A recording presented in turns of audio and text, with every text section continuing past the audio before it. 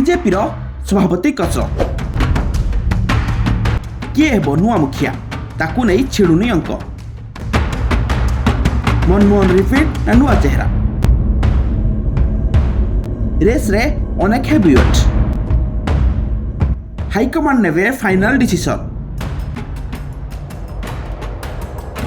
चली केंद्र नेतृत्व मानस मंथन दलर परवर्ती राज्य सभापति किए खाली बीजेपी नुहे राज्य राजनीति पाई यह एबे एक बड़ प्रश्न। हाईकमांड कहा मुंडरे ढालिबे सुना कलश ताकू सारा राज्य बीजेपी नेता और कर्मी माने अपेक्षा करिसेंती। सभापति मनमोहन सामलक परे किए धरिबो बीजेपी मंग ताकू नहीं चली अंक कषा रेस रे अनेक हेवीवेट रही भी सबकिछि निर्भर करुच्ची केंद्रीय नेतृत्व उपरे। बीजेपी सूत्र कहूँ जनवरी शेष सुधा ओडिशा बीजेपी नुआ सभापति पाइब एथिपाई दिल्ली रे हाईकमांड को 2 थर गुरुत्वपूर्ण बैठक बसिलानी।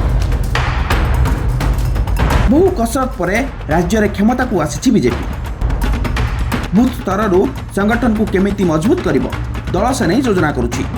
संगठन और सरकार मध्य समन्वय रक्षा करी चलिबाकू दिल्ली निर्देश आसी। सभापति पद उपरे बहु नेता आखि पकाइछन्ति।